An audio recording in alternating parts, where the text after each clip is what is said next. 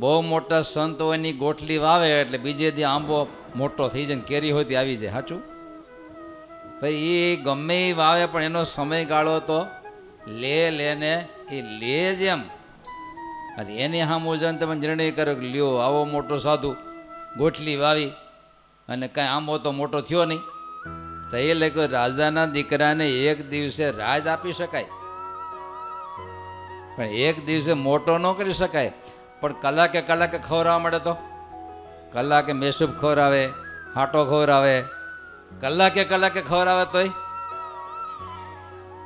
એને ભણાવવા બેસે તો એક હારે 10 પુસ્તક 5-6 પ્રોફેસર એક હારે બોલે તો જલ્દી વિદ્વાન થઈ જાય.